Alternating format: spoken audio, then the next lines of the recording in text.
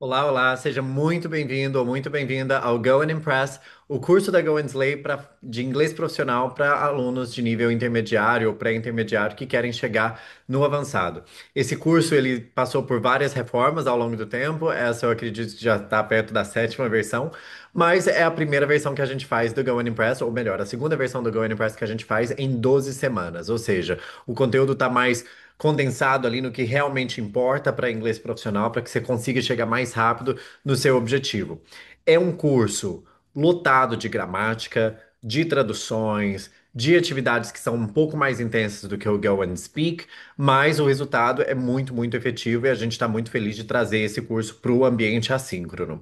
As atividades que você vai ver no Go and Impress são muito semelhantes às atividades que a gente tem no Go and Speak, que é o nosso curso para iniciantes. Então, se você tiver feito o Go and Speak, provavelmente você já está acostumado com o estilo de atividade. Mas se você não tiver feito, eu só queria dar uma explicação breve sobre como que elas funcionam. Primeira coisa, essa aula que você está assistindo agora é uma aula gravada para ser assistida uma ou duas vezes, de preferência duas vezes. E se você tiver tempo, você é aconselhado ao longo de uma semana assistir esse curso até três vezes, essa aula até três vezes. O motivo dessas repetições é para você realmente dar tempo para o seu cérebro consolidar as informações, né, dar uma processada, dar uma assimilada antes de querer adicionar muito conteúdo. Não adianta a gente querer adicionar muito conteúdo se você não está dando tempo para o seu cérebro processar as informações, repetir, esquecer, o que é muito importante para a aprendizagem de longo prazo. Ia falar long term. Mas enfim. Esse também é um módulo cheio de vocabulário mais corporativo, mais profissional. Então, a carga de vocabulário que a gente acrescenta no Go and Impress é realmente bem alta. Tem um vídeo meu lá no módulo Como Aprender Idiomas, que está na plataforma da Go and Slay, onde eu explico os níveis diferentes que a gente segue. E basicamente, quando você vai evoluindo no inglês, você começa a evoluir num ambiente que é uma pirâmide invertida. Deixa eu só abrir esse slide aqui, porque eu acho que ele é muito importante para você visualizar exatamente como é a sua evolução no idioma. Geralmente, deixa eu achar aqui rapidinho. Muito bem. Vou projetar minha tela aqui e você vai visualizar do que eu estou falando. Esses aqui são os níveis de inglês de acordo com o Conselho Americano, de Ensino de Línguas Estrangeiras. Você começa aqui no Novice, que é esse nível básico, depois você vai para o Intermediate, intermediário, Advanced, avançado e depois o Superior. E basicamente você sai do iniciante, que é o Novice, aqui do ponto zero, ou seja, você não sabe nada. E a partir desse momento você começa a evoluir verticalmente nessa pirâmide. Isso quer dizer evoluir em gramática, em estrutura, em pronúncia, as coisas mais mecânicas do idioma. E por outro lado, você também começa a evoluir horizontalmente. Isso quer dizer, eu não estou subindo de nível, mas eu estou subindo dentro do meu próprio nível. Eu estou melhorando dentro do meu próprio nível. Isso quer dizer melhorar o vocabulário, o repertório que eu tenho para sustentar o inglês que eu consigo usar. Então, se você já sabe várias estruturas gramaticais, mas ainda não tem vocabulário e repertório para falar de vários assuntos, você vai perceber essa necessidade de ter mais vocabulário antes de seguir para o nível seguinte. Então, quando o aluno sai do Novice para o Intermediate, ele faz isso relativamente rápido, igual o Go and Speak também é um programa de 12 semanas. Em 12 semanas a gente consegue levar o aluno do zero para o Intermediate.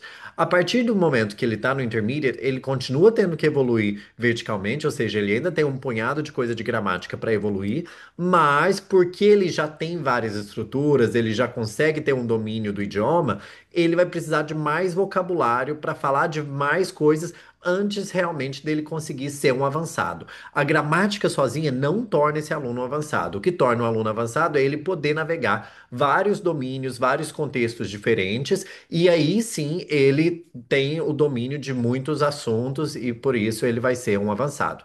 Então, esse curso ele tem uma diferença um pouco, né, do Go and Speak, que é o curso de iniciantes, porque além do foco na gramática, na estrutura do idioma, a gente vai ter que adicionar muito vocabulário diferente para ter certeza que os alunos que estão fazendo estão realmente dominando vários assuntos. Muito importante dizer isso, que é para você realmente entender, né, o escopo total desse programa. E aí, as atividades, o modelo de atividades que a gente vai fazer no Go and Impress são atividades muito semelhantes ao Go and Speak. Eu vou explicando cada uma das atividades como se fosse a primeira vez que você estivesse fazendo, para relembrar. E a primeira atividade que a gente faz logo de cara é o que a gente chama de memory loop. Ou seja, a gente vai fazer um loop de traduções e a gente sempre vai ter uma coluna em português e uma coluna em inglês. O nosso objetivo aqui é falar inglês e essa aula, essa videoaula, é para você conversar de fato em inglês. Ou seja, eu quero que você participe dela como se fosse uma aula ao vivo com colegas. Eu quero que você, no momento que eu falar, olha, você vai ter tanto tempo para falar isso. Eu quero que você sempre use voz alta e fale por mais que ninguém esteja te ouvindo. Afinal, uma língua se aprende falando. Então, eu vou pegar o meu cronômetro para já preparar. E o que que a gente vai fazer aqui? Eu vou te explicar rapidinho o que que é esse tópico gramatical que eu quero te ensinar nessa primeira atividade. E aí, a gente vai fazer a tradução, sempre olhando o português, mas falando o inglês. A gente só olha o inglês quando for necessário, quando você precisar dar uma coladinha. Mas vamos lá, eu vou demonstrar primeiro. O que que é essa primeira atividade aqui? A lot of, very, really, much e many são chamados de intensifiers ou então quantifiers. E basicamente, todos esses termos aqui, que são esses intensificadores ou quantificadores, são a palavra muito ou muitos em português, né? Então, só que cada um a gente usa em um momento diferente. Então, o que eu quero fazer é deixar você sabendo quando é que você usa lot, quando é que você usa a lot of, very, really, much ou many. A primeira frase que a gente tem é a seguinte: a festa foi muito ruim. Esse muito aqui está seguido de um adjetivo, ou seja, ela foi muito boa, ela foi muito ruim, ela foi muito animada. Esse muito é uma intensidade. Quando a gente está falando de intensidade, eu só posso usar very ou então really. E tanto a frase um quanto a frase 2, esse é exatamente o caso, intensidade. Então a festa foi muito ruim. The party was very bad. Eu estou muito cansado. I am really tired. Então, basicamente, nas frases um e 2 a gente usou intensidade very ou really. Tanto faz se usar um ou outro. Então, você poderia me perguntar se na um eu poderia usar really, na 2 eu poderia usar very, e a resposta é sim, você pode usar qualquer um. Não tem diferença entre very e really. Muito bem. Agora, vamos dar uma olhada na frase 3. Ele bebeu muito. He drank a lot. He drank a lot. A lot significa muito ou muitos.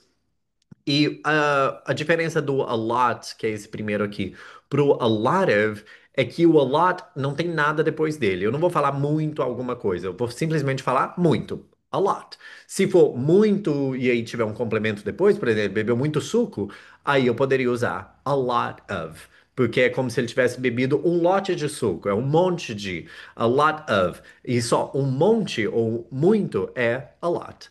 Muito bem. Então, nessa terceira, você poderia usar a lot e também você poderia usar a palavra much, que é muito no singular. He drank much. Também faz sentido. Agora, a número 4. Ela bebeu muito suco. Aqui a diferença é que já teve um complemento. Então, she drank much juice é uma tradução correta e outra tradução correta seria a lot of. A lot of juice. E aí, porque quando eu uso a lot of, devo colocar um complemento. Então veja que o much, ele é muito, tanto para a lot quanto para a lot of, ele substitui ali. Então nas duas aqui, na 3 e na 4 eu poderia usar much, só que na 3 eu só poderia usar a lot, porque não tem complemento, e na 4 eu poderia usar a lot of, porque eu tenho um complemento, é um monte de suco. Agora, a 5, vamos lá. Eu conversei com ele muitas vezes. Esse muito aqui, ele está no plural, muitas. Então, much é singular, o many é o plural de much. Ou seja, se eu quero falar muito, é much. Se eu quiser falar muitos ou muitas, é many. Eu conversei com ele muitas vezes. I talked to him many times. O many, ele pode ser substituído também por a lot ou a lot of. Então, eu poderia ter dito I talked to him a lot of times. Um monte de vezes. Um lote de vezes. É estranho falar, mas um monte de vezes a gente usa em português. E tinham muitas pessoas lá. There were a lot of people there. Porque é muitas no plural, a gente também poderia ter utilizado many. There were many people there. Não tem nenhuma diferença. Ou seja, o a lot e o lot of pode substituir tanto much quanto many no singular ou no plural. Much é só singular, many é só plural. Eles são quantificadores porque eles envolvem quantidade. O very e really é só intensidade, geralmente ele está antes de um adjetivo. Agora eu vou demonstrar como eu gostaria que você fizesse essa atividade. Você vai olhar as frases em português e vão traduzir para o inglês. Tenta pegar tua mão e cobrir ali o inglês para você não ficar colando o tempo todo. Tenta, né, olhar só o português mesmo e ir traduzindo o mais rápido que você conseguir, o mais rápido que você estiver confortável traduzindo. Então, eu vou fazer uma vez só para demonstrar para você. The party was very bad. I am really tired. He drank a lot. She drank much juice. I talked to him many times or a lot of times. There were a lot of, ou então many people there. E aí, pronto, eu fiz a tradução. O que eu vou fazer para você é, eu vou marcar 1 minuto e nesse 1 minuto eu quero que você fique fazendo isso que eu acabei de fazer. Olhar o português, falar inglês. Acabou às 6, começa de novo e faça o quão rápido você conseguir fazer até dar 1 minuto completo. Então, eu vou começar a marcar aqui agora para você praticar. Prepara aí, tampa o inglês para você não ficar olhando. Deixa eu achar aqui, pronto. 1, 2, 3, pode começar.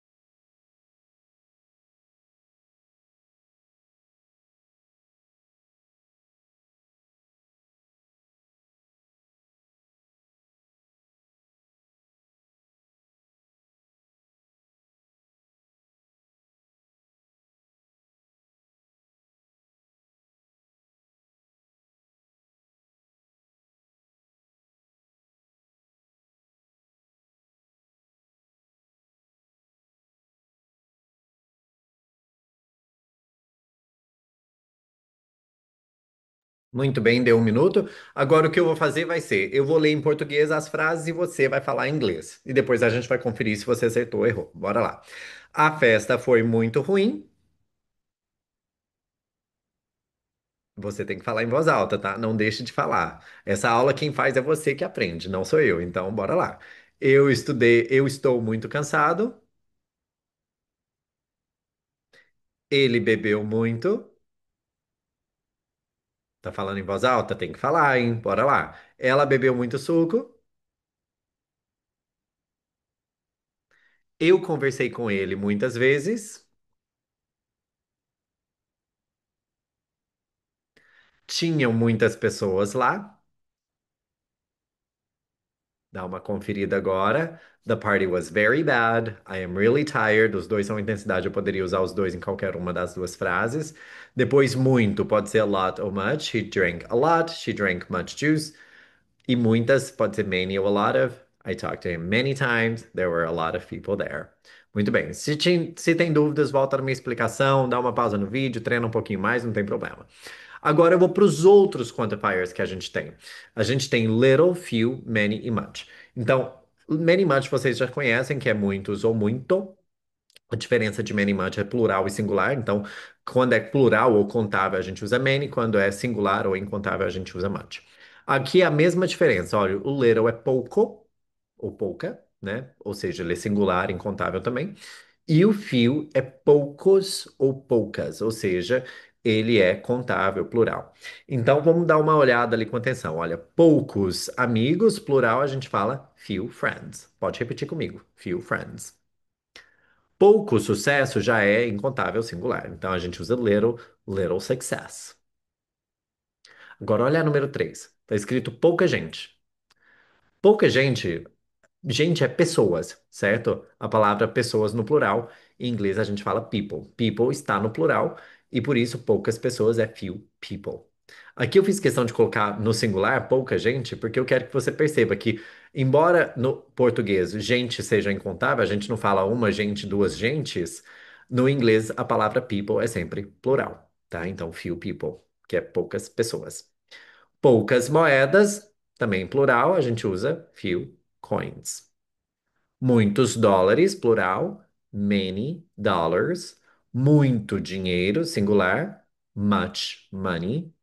Muita gente, é o mesmo caso ali da número 3. Muita gente significa muitas pessoas, ou seja, many people. Muitas festas, many parties, também plural. E a última, muitas informações. A palavra informações no inglês só existe no singular. Information. Information é informação ou informações. Ela sempre vem no singular. Então a gente fala much information. Não existe a palavra informations. Não peça por informations onde você for que fala inglês. Nunca diga many informations, sempre much information. Muito bem. Então, sabendo disso, você vai agora praticar olhando o português, falando inglês. Few friends, little success, few people, few coins, many dollars, much money, many people, many parties, much information. Começa devagar, acelera à medida que você conseguir acelerar. Você vai ter 1 minuto para treinar isso, olhando o português, falando inglês. Tenta cobrir o inglês ali para você não ficar colando o tempo todo. Valendo em 3, 2, 1, go!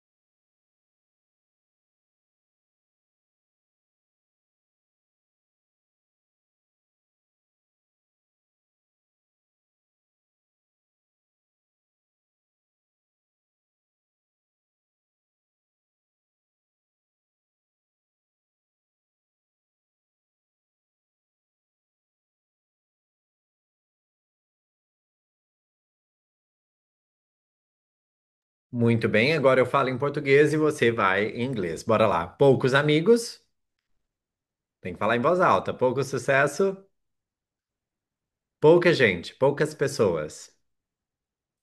Poucas moedas, muitos dólares. Muito dinheiro, muita gente, muitas pessoas. Muitas festas. Muitas informações. Vamos dar uma olhada, uma conferida. Few friends, little success. Few people, few coins, many dollars, much money, many people, many parties, much information. Não tem plural essa palavra. Muito bem. Quero passar agora para a terceira parte do memory loop, que é o uso da preposição at. Você já sabe que at, talvez você já saiba que o at significa em. E teve uma atividade no Go and Speak que a gente sempre fez, que era Are you good at? Você é bom em. E aí a gente aprendeu que quando a gente fala você é bom para fazer alguma coisa, ou você é bom em, a gente sempre usa good at. Isso acontece com outras palavras, outros adjetivos também. O primeiro que eu queria apresentar para vocês é a palavra ruim. Quando você é ruim para fazer alguma coisa ou ruim em fazer alguma coisa, você sempre fala bad at. Não tem bad to, não tem bad for, não existe bad in. Você é ruim em alguma coisa, você é bad at. Então, essa é o que eu quero que você saiba, que com bad a gente usa at. Mas também não é só com good e bad, a gente também usa no bravo. Ah, eu tô bravo com alguém. Bravo a gente fala mad. Então, bravo com é mad at. Não é mad with, por exemplo, que with significa com ao pé da letra. E aí você talvez poderia pensar, ah, bravo com vai ser mad with, mas não é. Vai ser mad at. Tá? Então vamos ler cada uma dessas frases. Olha, eu sou ruim para nadar. I'm bad at swimming. Pode repetir. Eu era ruim para andar de bicicleta. I was bad at riding a bike. Eu sou ruim em história. I'm bad at history. Ela está brava comigo. She is mad at me. Eu estou brava com ele. I'm mad at him. Muito bem. Se você talvez tenha se perguntado ali, por que que a gente usou esse ing no swimming, no riding, eu vou te relembrar. Toda vez que a gente tem um verbo no infinitivo, ou seja, ar, er, ir, or, nadar, andar, depois de uma preposição em inglês, aqui tem um verbo depois de uma preposição, a gente usa ing no inglês, tá? N- As pessoas têm mania de achar que todo ING é gerúndio ou então tempo contínuo. Aqui não é. É simplesmente quando você tem um verbo no infinitivo, depois de uma preposição, você vai usar ING. E você vai ver isso numa porção de atividades durante esse curso, tá? Então, para nadar, at swimming, para andar de bicicleta, at riding a bike. Muito bem. Toda vez que você tem verbo no infinitivo depois de in, on, at, for, from, over, você vai sempre usar ing. Muito bem. Então, vamos lá. Você pode treinar aqui por 40 segundos, um pouco menos de tempo, traduzindo isso aqui tudo para o inglês. Tenta olhar só o português. Valendo em 3, 2, 1, let's go.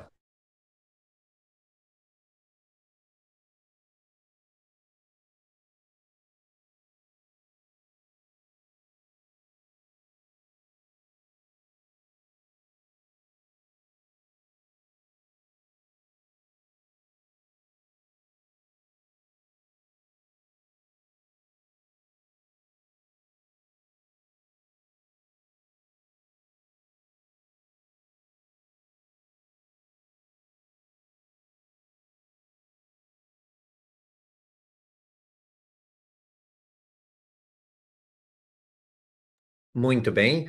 Agora eu falo em português e você em inglês e a gente vai conferir. Vamos lá. Eu sou ruim para nadar.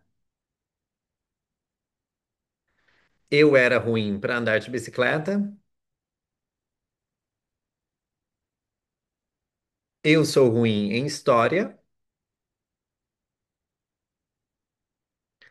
Ela está brava comigo. Eu estou bravo com ele. Dá uma conferida. Eu sou ruim para nadar. I'm bad at swimming. Lembrou de colocar o ing. Eu era ruim para andar de bicicleta. Eu era. I was bad at riding a bike. Eu sou ruim em história. I'm bad at history. Ela é ruim. Ela está brava comigo. She's mad at me. E eu estou bravo com ele. I'm mad at him. Muito bem. Tem dúvidas? Volta, assiste de novo e pratica de novo. Agora eu já vou pro próximo, que é o there is, there are. There is e there are significa há de haver ou então tem. Então, tem um espelho ou há um espelho, vai ser there is a mirror. Qual é a diferença de there is para there are? There is é singular, há no singular, e there are no plural. No português, o verbo haver ele não flexiona para o plural, né? Então a gente sempre fala não importa se é singular ou plural. No inglês importa. Se for singular, a gente tem que usar there is. Se for plural, a gente fala there are. A número 2, por exemplo, olha, há flores no meu jardim. Flores está no plural, então there are flowers in my garden. Há amor, amor singular, there is love. Há poeira sobre os móveis, there is dust, dust é poeira, on the furniture, sobre os móveis, on the furniture. Furniture é mobília, móveis, uma palavra já chique aí para você aprender. Há um carro, there is a car. Há um chapéu, there is a hat. Na verdade, só a frase 2 que veio no plural e só nela que a gente acabou utilizando o there are. Essa é a primeira parte da atividade, tem uma segunda parte dessa mesma atividade. Por enquanto, treina só essa parte aqui, olhando o português e falando inglês. Pode começar direto, você vai ter 40 segundos. Valendo.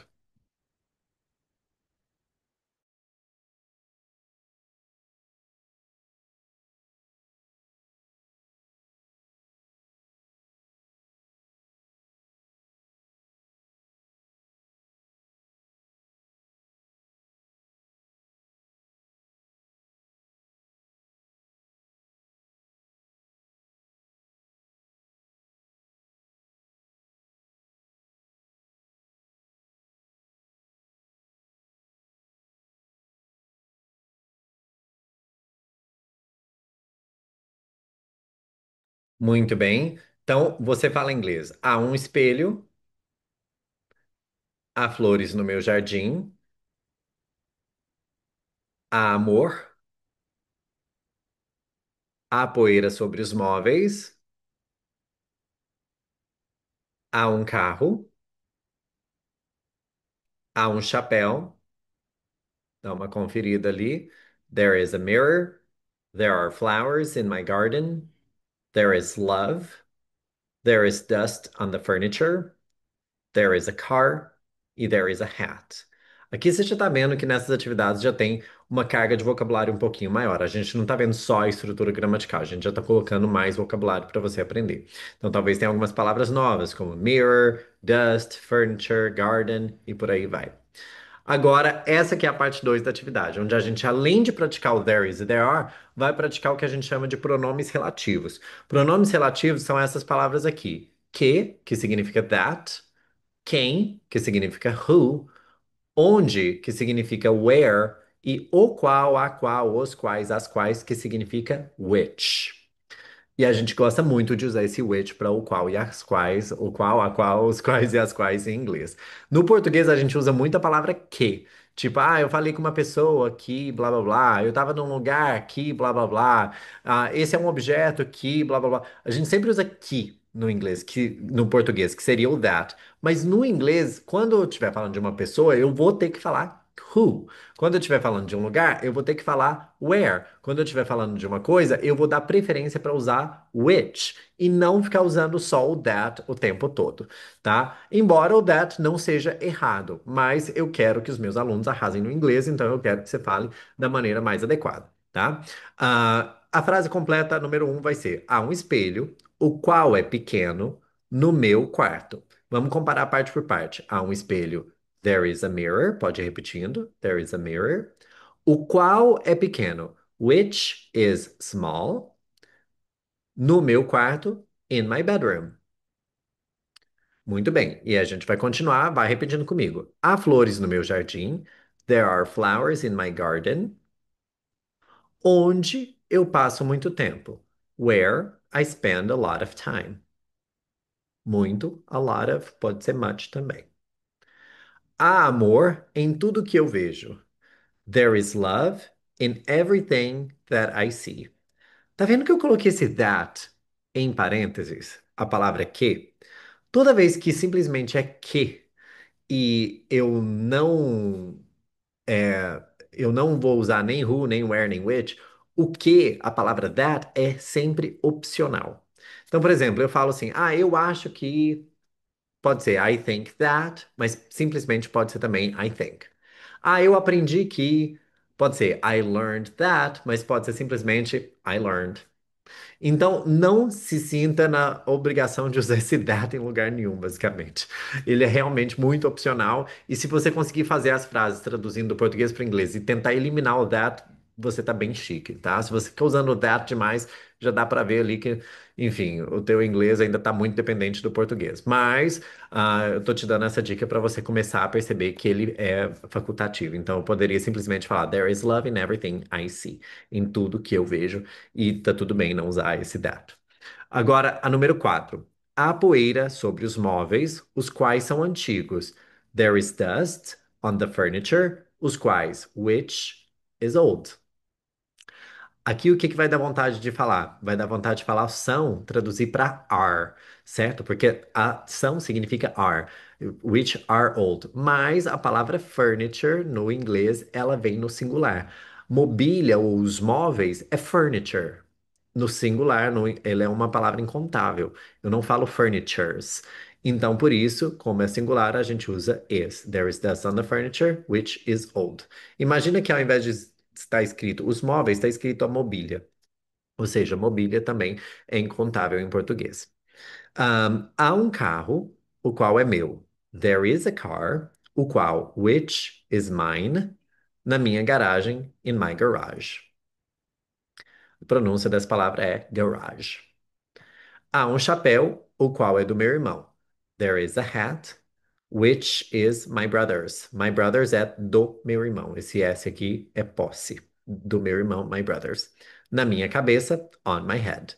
A gente fala on my head porque tá sobre a minha cabeça, literalmente sobre. Não tá in my head porque o chapéu não entra dentro da minha cabeça. A gente fala on my head porque tá sobre a cabeça, tá? Então essas frases aqui são um pouquinho mais longas. Vai demorar um pouquinho mais para fazer essas traduções. Talvez você vai ter que colar um pouquinho mais no inglês, mas tenta realmente fazer o seu melhor para olhar só o português e desafiar o seu cérebro para fazer essa ginástica cerebral aí.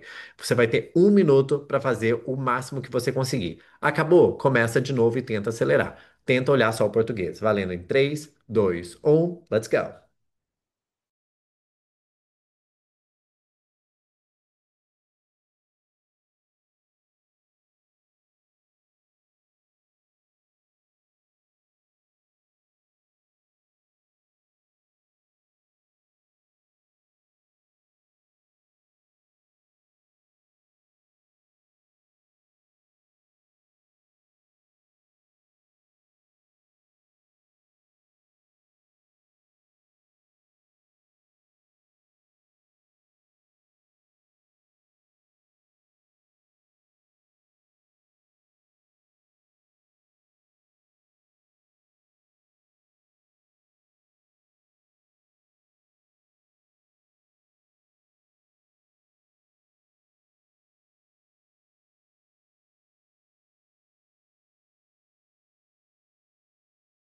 Muito bem. Agora eu vou falar em português e você em inglês. Fala em voz alta. Há um espelho, o qual é pequeno, no meu quarto.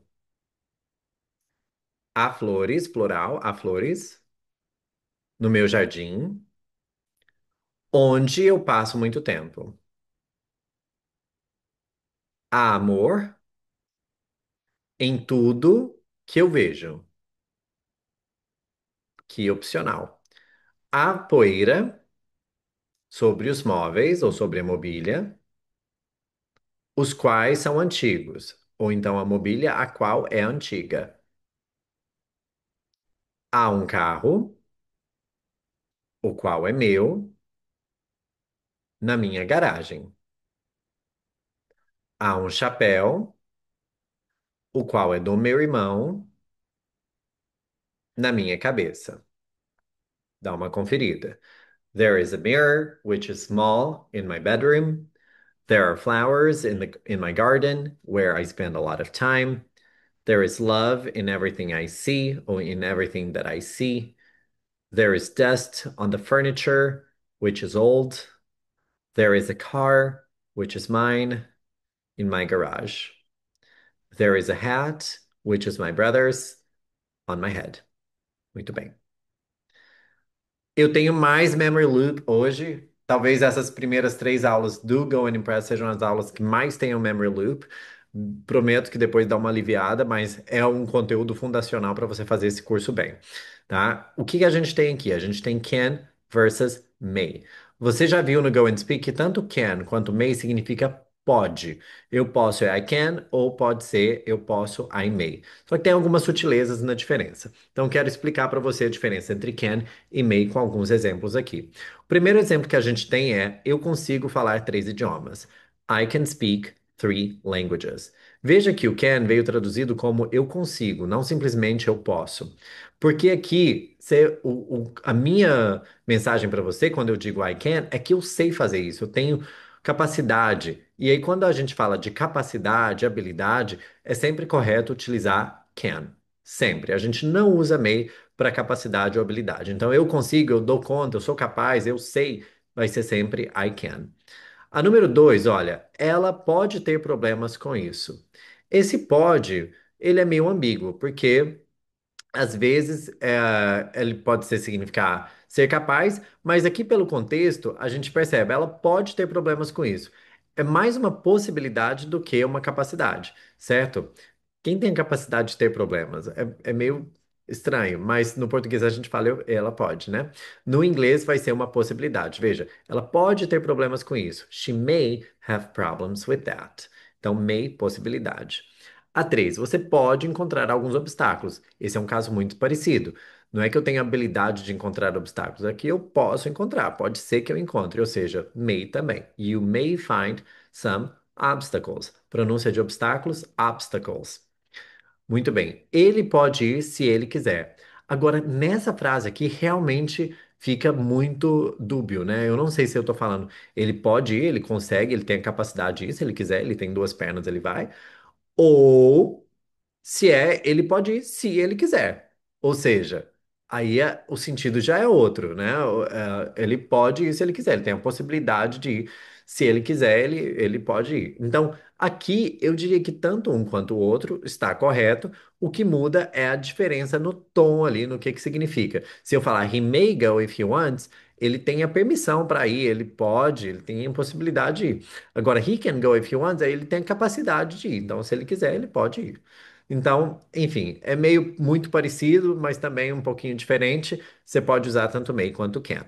Agora, a número 6, veja, eu posso me sentar aqui? Isso aqui não está falando de capacidade e nem de possibilidade. Isso aqui é uma permissão, um pedido para permissão, certo? A para permissão, a maneira mais correta é sempre usar may. Então, eu posso me sentar aqui, may I sit here? Como nas perguntas o verbo auxiliar vem sempre antes do sujeito, eu não posso falar I may, tem que ser may I. Para formar perguntas, o auxiliar sempre vem antes do sujeito. Então, may I sit here? Todos esses verbos modais, can, may, são verbos auxiliares também, ou seja, eles não precisam de do ou qualquer outro verbo auxiliar. Ele é o próprio verbo auxiliar. Então, eu posso me sentar aqui, may I sit here? Só que você vai ver aqui também que tem o can I sit here? O que que é a diferença? No sentido, não é nenhum. Os dois são utilizados, mas o mais correto para permissão é usar may. Então você vai checar qual é a distância que você tem da pessoa com quem você está falando. Se for num ambiente mais formal, onde você está demonstrando mais respeito, você tem que falar uma linguagem melhor, você vai usar may I sit here? Então, se eu estiver falando com meu professor, ou se eu estiver falando num lugar, enfim, que tem alguma autoridade, eu vou falar may I sit here? Agora, se eu tô numa roda de amigos e, enfim, numa coisa muito informal, fica à vontade para falar can I sit here, que é mais comum. Ou seja, os dois valem para permissão, may, uma permissão formal, can, uma permissão informal. A número 6, eu posso ir com você? É a mesma coisa, é uma permissão, você deveria falar may I go with you. Mas se for no ambiente informal, você pode simplesmente dizer can I go with you? Muito bem. Você vai ter um minuto para treinar, olhar o português falando inglês, é a mesma atividade que você fez anteriormente. Vamos lá. 3, 2, 1, valendo.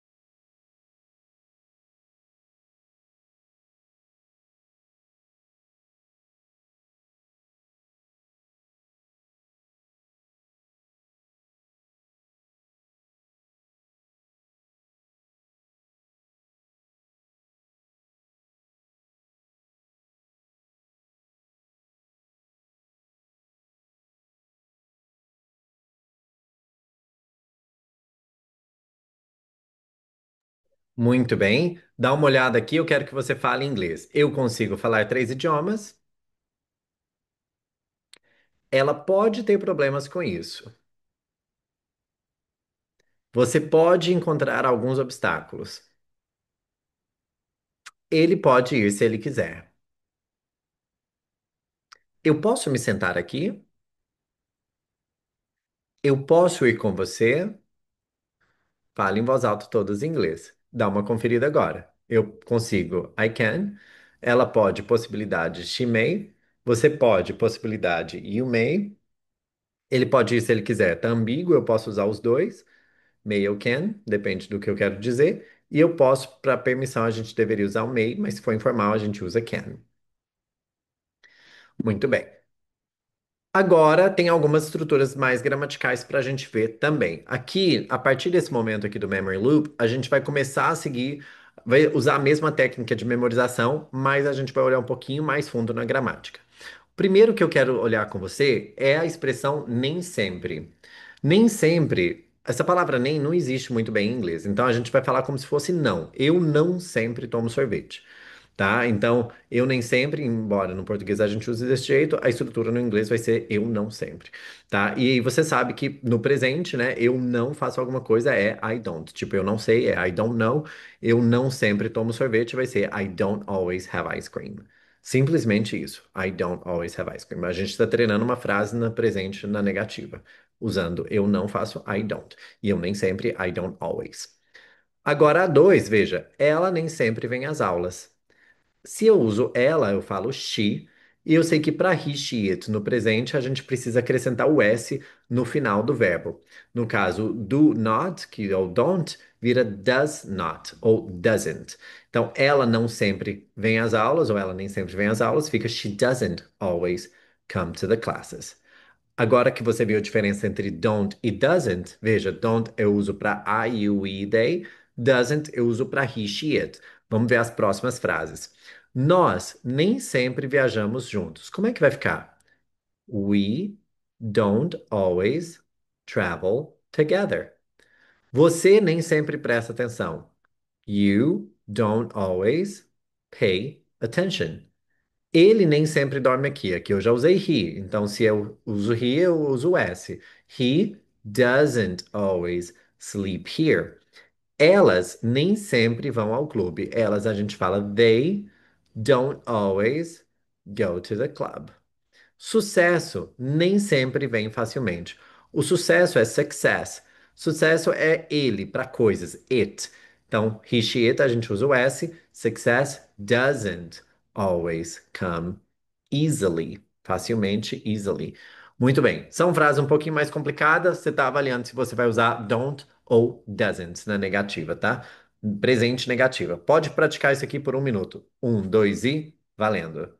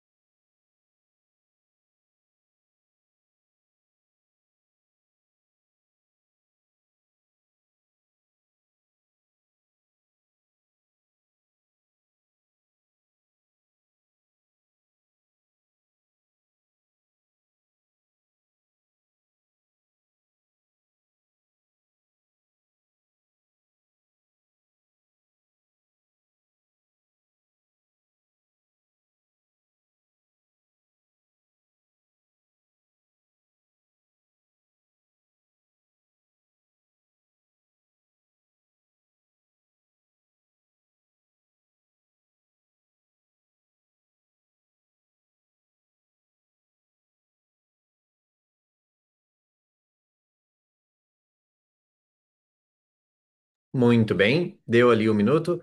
Tenta fazer uma vez sozinho. Eu nem sempre tomo sorvete. Ela nem sempre vem às aulas. Nós nem sempre viajamos juntos.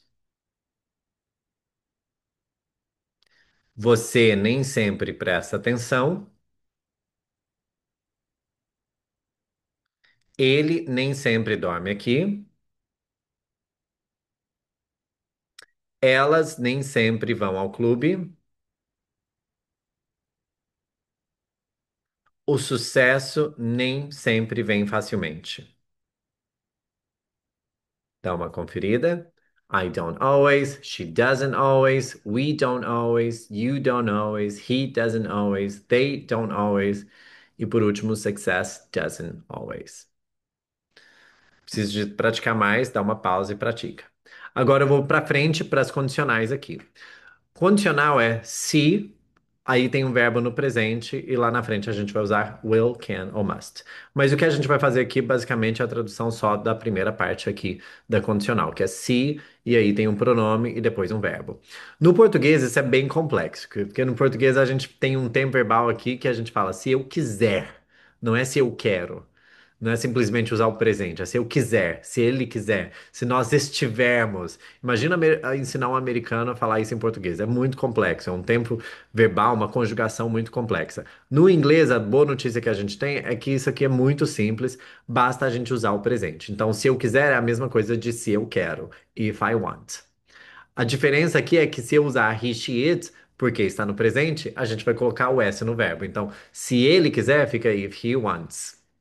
E essa é a única coisa. Se nós estivermos, fica se nós estamos. If we are. Se ela vier, if she comes. Porque a gente usa o S porque é she. Se eu for, if I go, que é como se fosse se eu ir, né? Se eu vou, if I go. Se eles forem, if they go. Ou seja, muito simples, só usar o presente, vai na fé e pratica. Olha o português, não, fale inglês, tenta cobrir ali o inglês para você não ficar colando o tempo todo. Você vai ter só 30 segundos para praticar isso daqui. Um, dois e valendo.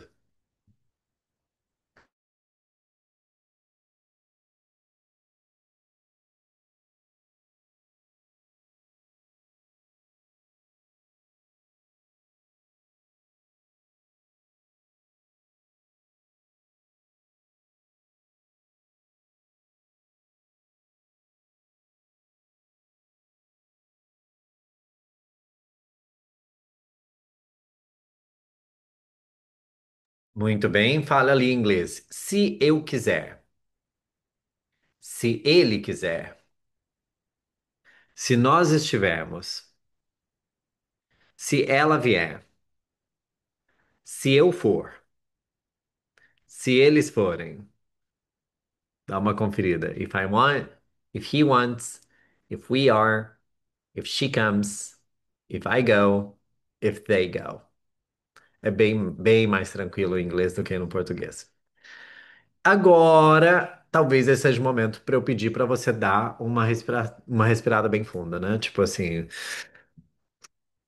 porque talvez você já esteja cansado de ver frases na sua frente, talvez você esteja cansado de fazer traduções. Eu sei que isso aqui pode ser um pouquinho maçante, eu juro que é só as primeiras aulas do Going Impress, que é pra gente passar toda essa carga e depois ficar mais tranquilo.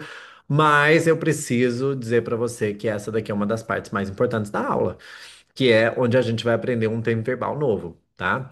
Dá uma olhada nessas frases que a gente tem aqui na nossa frente, de 1 a 8 em português. Olha, eu aprendi inglês. Eu viajei para a Europa, eu me graduei, eu aprendi como nadar, eu aprendi como tocar um violão, eu comecei aulas de violão, eu aprendi como assoviar, eu aprendi a jogar videogame. O que que tem de comum entre todas essas frases, a não ser o pronome eu em todas elas? O que que tem de comum? Todas estão no passado. Aprendi, viajei, graduei, aprendi. E tem uma outra coisa também que elas têm de comum, sem ser o eu e o uso do passado, que é o seguinte. Em nenhuma delas a gente mencionou quando que essa ação aconteceu. Eu falei, eu aprendi inglês. Não falei quando, se foi ontem ou se foi ao longo dos últimos 10 anos. Eu viajei para a Europa. Não fala se é eu já viajei alguma vez na vida ou se foi a semana passada, certo? Então, quando eu uso uma frase assim no passado, mas não tem contexto, eu não, o importante não é eu falar quando que aconteceu. O importante é eu falar que aconteceu. Ah, eu aprendi inglês. Ou seja, aqui o importante é o foco na ação e não no tempo. Quando eu não menciono quando, esse passado que a gente vai usar vai ser um passado diferente, que em inglês a gente chama de presente perfeito. Qual que é a estrutura do presente perfeito? É quando a gente tem o uso do have e o verbo no particípio. Se esse verbo for um verbo regular, e a gente usa a mesma forma do passado normal, com ed, tá? Então eu quero mostrar isso para você na prática. Se eu tivesse falado assim, eu aprendi inglês ontem, yesterday, eu simplesmente usaria o passado simples. I learned English yesterday. Agora, se a frase é eu aprendi inglês e pronto, eu tô falando de uma conquista minha, um accomplishment. Então, toda vez que eu for falar de alguma conquista, uma decisão importante, alguma coisa importante que aconteceu, que não importa eu falar quando aconteceu e sim o que aconteceu, eu vou falar assim, olha, I have learned English. Pode praticar. I have learned English. Eu viajei para a Europa, não importa quando. I have traveled to Europe. Eu me graduei. I have graduated. Eu aprendi como nadar. I have learned how to swim. Eu aprendi como tocar o violão. I've learned how to play the guitar. A abreviação de I have é I've. Eu comecei aulas de violão. I've started guitar lessons. Eu aprendi como assoviar. I've learned how to whistle. Whistle, a gente não fala o T. Whistle. Eu aprendi a jogar videogame. I've learned to play video games. Então, aqui em todas elas, eu usei o I have e não simplesmente I e o verbo no passado, porque eu não mencionei quando. Isso aqui é um jeito chique de você observar que o teu inglês vai melhorar, porque o presente perfeito ele é muito usado para, ele é um diferente tipo de passado. A gente chama de presente perfeito porque essa é a terminologia de acordo com a gramática, mas na verdade isso aqui é um passado, quando você usa have e o verbo no particípio, tá? Todos esses verbos aqui são regulares, ou seja, todos eles terminaram em ed. O particípio é a mesma coisa de passado se o verbo for regular. Se ele for irregular, aí tem uma. Você tem que decorar mais um pouquinho, mas vamos começar nos regulares para a gente ter certeza que a gente consegue aprender isso daqui. Você vai ter 1 minuto para praticar esse, olhando o português, falando inglês, acabou, começa de novo. Tenta acelerar à medida que você consegue, tenta ali cobrir o inglês para você não ficar colando o tempo todo, hein? Você vai começar em 3, 2, 1, let's go!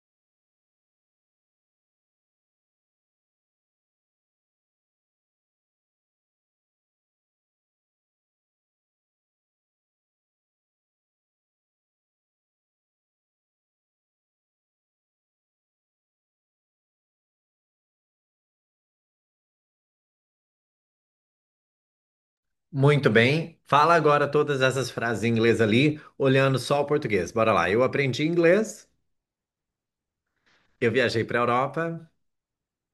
Pronúncia de Europa é you're up, you're up. Eu me graduei. Tá usando have, né? Eu aprendi como nadar. Eu aprendi como tocar o violão. Eu comecei aulas de violão. Eu aprendi como assoviar. Eu aprendi a a jogar videogame. Dá uma conferida. I've learned English. I've traveled to Europe. I've graduated. I've learned how to swim. I've learned how to play the guitar. I've started guitar lessons. I've learned how to whistle. I've learned to play video games. Muito bem. Agora, olha o que mudou nessas frases. Ao invés de estar escrito eu, está escrito ele ou ela. Então, ele aprendeu, ela viajou, ele se graduou, ela aprendeu. O que que a gente está mudando nessa frase? Ela ainda está no passado e ela ainda também não conta quando. Ou seja, eu preciso usar o present perfect, né? Que é esse tipo de passado. O que mudou é que para he, she, que é ele ou ela, a gente não usa have, a gente usa has, que é a forma com S do verbo have, ele vira has. Então ele aprendeu, he has learned. Ela viajou, she has traveled. E a abreviação de he has a his, a abreviação de she has a she's. Muito simples. Essa é a única diferença que tem. Eu quero que agora você passe um minuto praticando desse jeito aqui com he e she, tá? Olha o português, fala inglês, um minuto, let's go.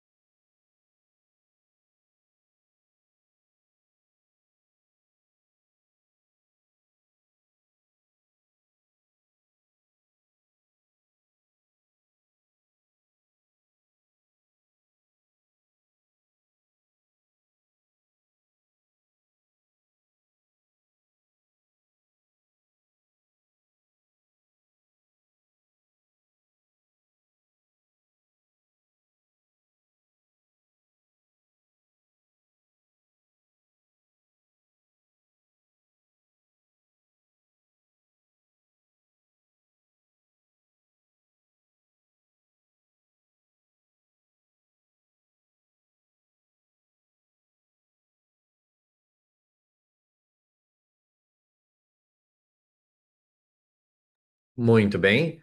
Então, você agora é inglês. Ele aprendeu inglês, não esquece que é has agora. Ela viajou para a Europa, ele se graduou, ela aprendeu como nadar, ele aprendeu como tocar o violão. Vai em voz alta, sempre. Ela começou aulas de violão. Ele aprendeu como assoviar. Ela aprendeu a jogar videogame. Dá uma conferida. He has learned English. She has traveled to Europe. He has graduated. She has learned how to swim. He's learned how to play the guitar. She's started guitar lessons. He's learned how to whistle. She's learned to play video games. Muito bem.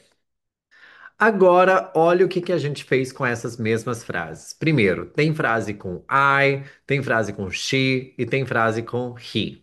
Então, ora a gente vai usar um pronome, ora a gente usa outro. Mas a gente fez uma outra mudança muito importante nessas frases, que é a gente colocou quando é que aconteceu. Por exemplo, número um, eu aprendi inglês aos 10 anos de idade. Aos 10 anos de idade, a gente fala aos 10 at 10. Porque at a gente também utiliza para idade, para falar aos 10, aos 30, aos 20, a gente fala at. Então, aos 10 at 10. Aqui eu informei quando que aconteceu. Se eu informei quando é que aconteceu, para onde foi aquele have? Para o espaço, né? A gente volta a usar o passado simples, que é I e o verbo no passado. Eu aprendi. I learned English at 10. Então aqui ó, não é uma prática de presente perfeito, e sim uma prática de passado simples. Porque eu tô te falando que se eu falar eu aprendi inglês aos 10, I learned English at 10. Não precisa de eu usar have ou has. Só uso have ou has quando eu não informo quando aconteceu. A palavra-chave é quando, né? Então vamos ler cada uma das frases. Ela viajou para a Europa 2 anos atrás. She traveled to Europe 2 years ago. Ele se graduou ano passado. He graduated last year. Eu aprendi como nadar quando eu era uma criança. I learned how to swim when I was a child. Ele aprendeu a tocar violão quando criança. He learned how to play the guitar as a child. Ela começou aulas de violão quando muito jovem. She started guitar lessons at a very young age. Eu aprendi como assoviar em 2020. I learned how to whistle in 2020. 2020, 2020.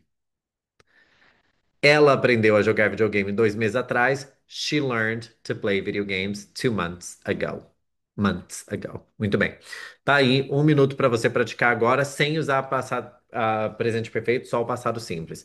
Um, dois e valendo.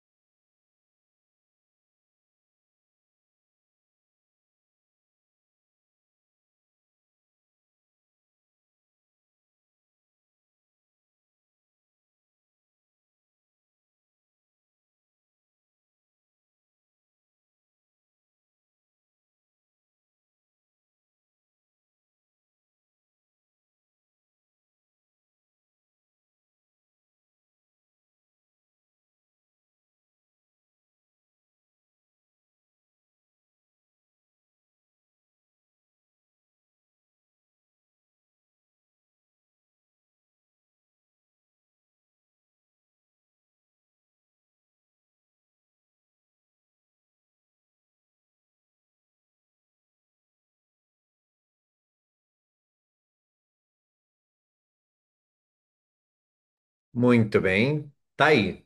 Agora você faz em português, em inglês sozinho. Vamos lá. Eu aprendi inglês aos 10 anos. I learned English. Ela viajou para a Europa 2 anos atrás. Você. Ele se graduou ano passado. Eu aprendi como nadar quando eu era uma criança. Ele aprendeu como tocar um violão quando criança. Ela começou aulas de violão quando muito jovem. Te dei umas expressões chique, né? Eu aprendi como assoviar em 2020. Ela aprendeu a jogar videogame 2 meses atrás. Dá uma conferida agora. Aos 10 anos, at 10. 2 anos atrás, 2 years ago. Ano passado, last year. Quando eu era uma criança, when I was a child. Quando criança, as a child. Quando muito jovem, at a very young age. Em 2020, in 2020. 2 meses atrás, 2 months ago. Tudo bem. Agora, dá uma respirada bem funda, porque eu sei que você deve estar cansado de fazer essa atividade de tradução. A boa notícia é que ela acabou. E aí, e agora a gente pode fazer a parte final da nossa aula juntos, tá? Nessa parte final, a gente vai acrescentar 2 roteiros, e é isso. E aí a nossa aula vai acabar. Então a gente está quase lá.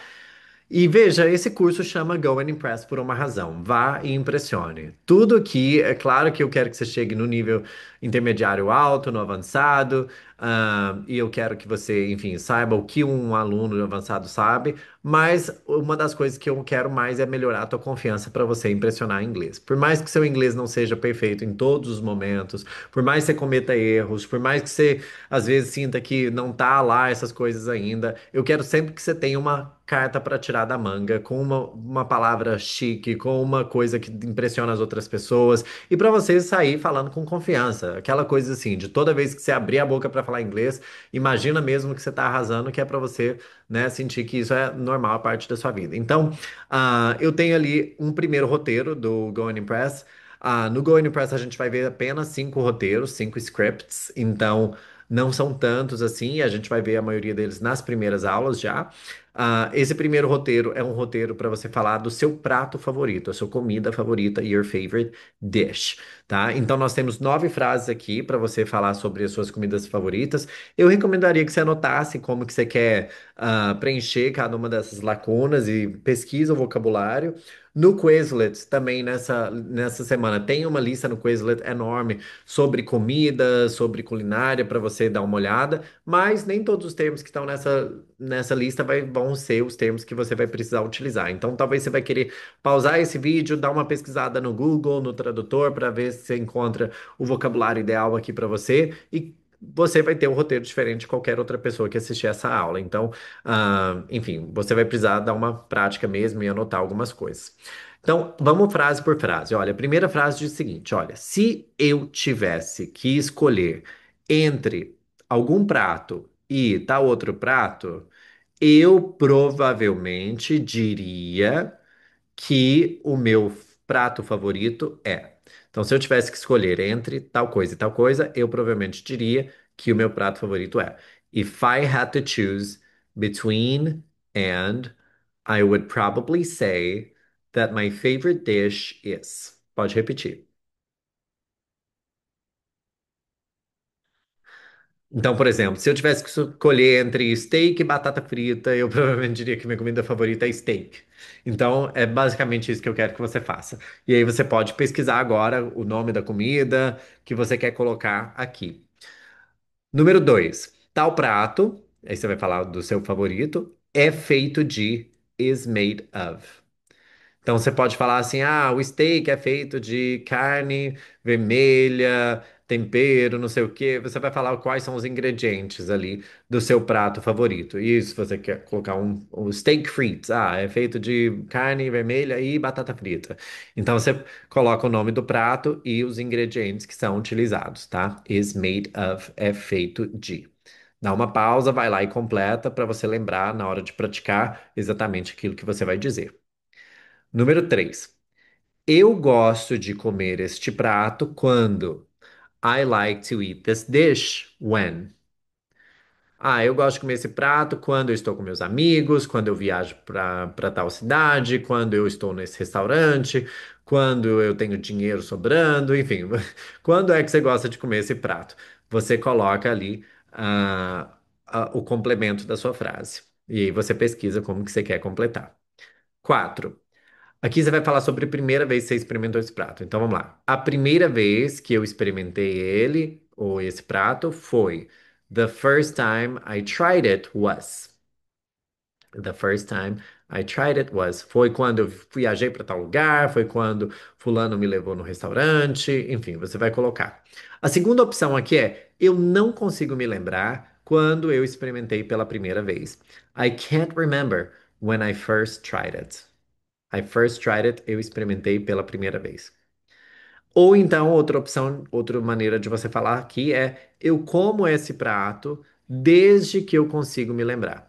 I've eaten this dish, ou I've eaten this, simplesmente, ever since I can remember. Ever since I can remember significa desde que eu me lembro.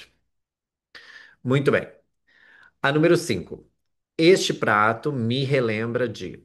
This dish reminds me of. Me lembra de uma pessoa, me lembra de um lugar, me lembra de uma época. Você vai colocar do que esse prato te lembra. This dish reminds me of. Número 6. Eu acho que esse prato é um pouco. I think this dish is a bit. Eu acho que esse prato é um pouco salgado, eu acho que ele é um pouco azedo, eu acho que ele é um pouco doce, eu acho que ele é um pouco, enfim, comum. Enfim, você vai colocar o que você quiser aqui. A 7. Eu acho que é melhor quando ele é servido com. I think it's better when served with. Eu acho que ele é melhor quando ele é servido com refrigerante, com água, com cerveja, com qualquer coisa que for, né? Qual é o acompanhante? Com uma salada, enfim, você pode colocar o que você quiser. Número 8. Eu gosto desse prato mais do que do tal outro prato. Ou então eu prefiro esse prato ao tal outro prato. I like better than, ou então I prefer to. Quando a gente fala que eu gosto de algo mais do que, esse mais não vai ser more, vai ser better. I like steak better than salad, por exemplo. I prefer steak to salad. É a mesma coisa. Eu prefiro isso do que aquilo outro. A 9 não é uma frase obrigatória, mas se você estiver falando de carne, você pode falar: quando eu peço carne, eu sempre peço. When I order meat, I always go for. E aqui você vai falar o ponto da carne. Então, se for uma carne mais bem mal passada, você vai falar rare. Mal passada para médio, você vai falar medium rare. Se você quer falar ao ponto, você vai falar medium. Ao ponto para bem, medium well. Bem passada, well done. E torrada, né? Queimada, overcooked. E você pode falar também, eu sou um vegetariano, I'm a vegetarian, ou então eu sou um vegano, I'm a vegan. E aí você coloca aí o que você quiser, né? Eu vou falar do meu prato principal só para demonstrar como é que eu gostaria que você fizesse essa atividade. Você não precisa usar todas as frases, mas eu quero que você use o máximo possível para você usar a estrutura que foi colocada nessas frases, que é bem chique e deixa o seu inglês bem bonito. Então vamos lá. If I had to choose between steak frites and a Caesar salad, I would probably say that my favorite dish is steak frites. Steak frites is made of steak, beef, and fries, French fries. I like to eat this dish when I am out at a restaurant with my friends, and I can't remember when I first tried it. This dish reminds me of going out in France. I think this dish is a bit common in France and very a little salty. I think it's better when served with Coca-Cola. I prefer steak frites to Caesar salad. When I order meat, I always go for medium well. Pronto, falei ali, demonstrei. É claro que eu já sei isso de cor, eu já conheço o vocabulário, já estou bem versado aqui nessas frases, então a minha recomendação para você é pausar, olhar para esse roteiro, escrever à mão, pesquisar os termos que você não sabe e depois você pesquisar. Se você já tá, e depois você praticar. Se você já estiver pronto, o que que nós vamos fazer agora? Eu vou te dar 2 minutos para você falar de 1 a 9. Se sobrar tempo dentro de 2 minutos, eu quero que você fale até eu mandar parar, ou seja, acabou a 9, começa de novo na 1, tá? Então eu tô considerando que você já terminou de praticar. Se você não terminou de preparar aqui teu roteiro, pause o vídeo e termine. Se você já estiver pronto, agora você tem 2 minutos para praticar. 2 minutos começando em 3, 2, 1, valendo.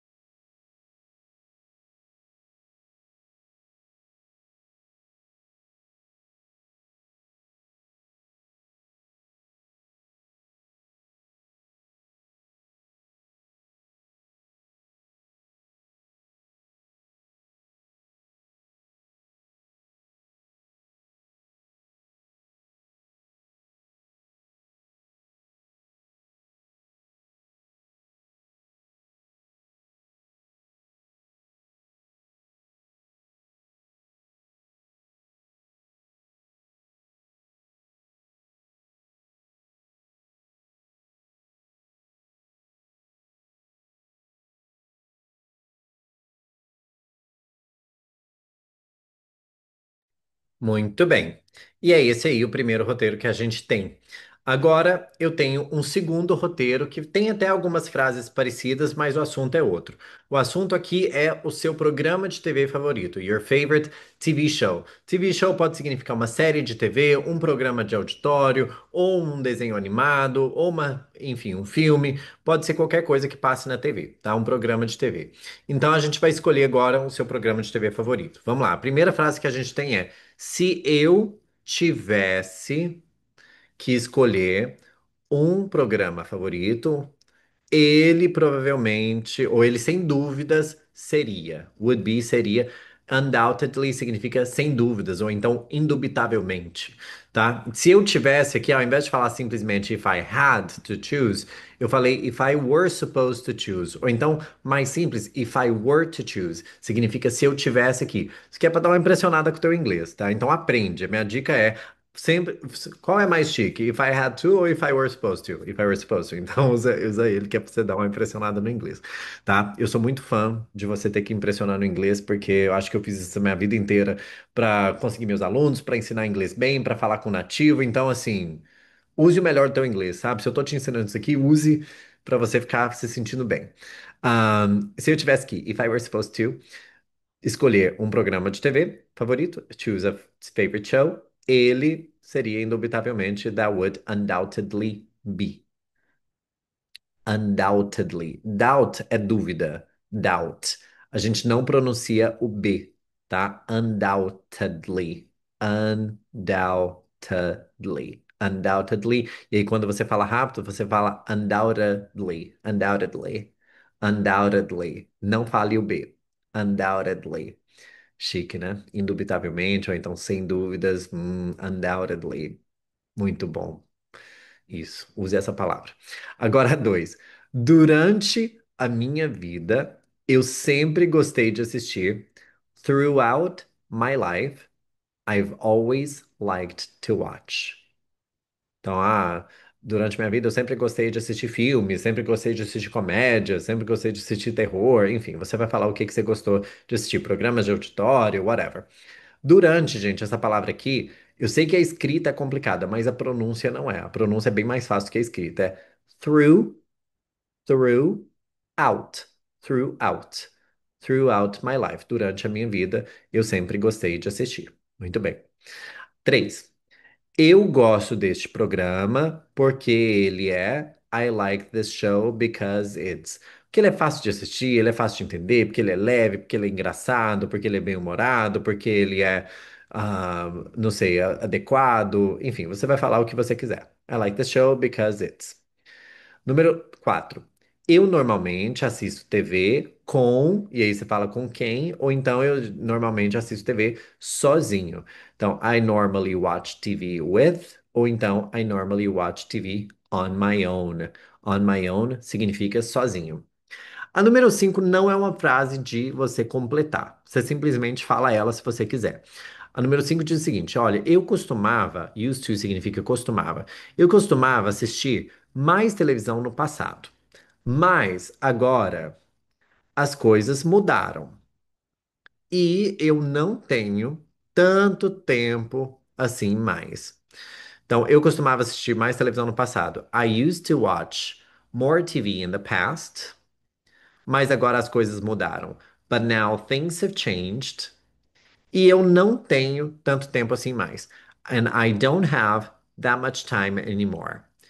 Eu queria que você treinasse muito essa frase, porque eu acho que é uma frase verdadeira para a maioria das pessoas, mas também eu acho que é uma frase que é boa de falar rápido e você pratica várias coisas legais ali, que são estruturas gramaticais que estão ali dentro. Por exemplo, used to é eu costumava, agora as coisas mudaram. Você pratica o presente perfeito, now things have changed.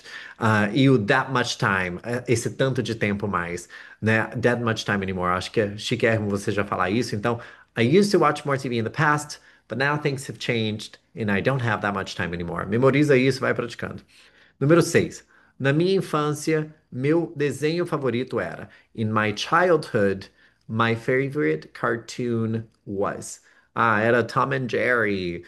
era, sei lá, você pega lá o desenho que você gostava mais. Se for um desenho que vem dos Estados Unidos, pratique, pesquise ali no Google qual é o nome desse desenho em inglês até para você melhorar. Ah, my favorite cartoon was SpongeBob. Ou, enfim, você pratica aí o que você quiser. Dá uma pausa, pesquisa os termos que você vai precisar para completar esse roteiro. Qual seria o seu favorito show? Você sempre gostou de assistir o quê? Por que que você gosta dele? Com quem você assiste? E qual era o desenho favorito? Pesquisa essas informações e aí você pode, depois que tiver pesquisado, praticar isso aqui por 2 minutos. Em 2 minutos dá tempo de fazer isso aqui mais de uma vez, então você lê de 1 a 6, acabou de fazer, sobrou tempo, você faz de novo até dar 2 minutos completos. Então, bora praticar em 3, 2, 1, valendo.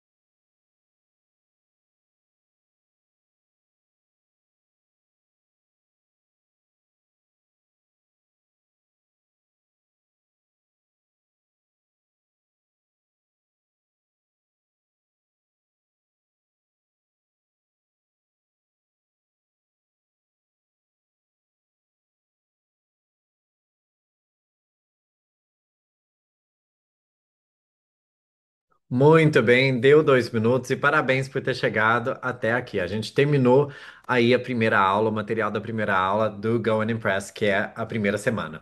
Minha recomendação para você é que você volte e reassista essa aula mais de uma vez ao longo de uma semana, mas também dá um tempo para o seu cérebro descansar, dá uma brincadinha no Quizlet quando você tiver um tempinho, mas dê um intervalo de pelo menos um dia para assistir esse mesmo vídeo de novo e praticar tudo de novo. Na próxima semana, você começa a semana 2 do Going Impress. Se você quiser ir mais rápido com o concurso, você pode, mas também não queira assistir tudo no mesmo dia. Dá sempre um intervalo para o seu cérebro poder processar essas informações, porque é muito conteúdo, como você viu, tá? E se você tiver tranquilo ali com o tempo, assiste essa aula até 3 vezes. Vá com calma, não precisa de acelerar muito. Aqui já tem muito conteúdo condensado, então esse é o meu melhor conselho para você, tá bom? Obrigado por ter chegado até aqui e parabéns pelo seu esforço. Te vejo na semana 2. Take care.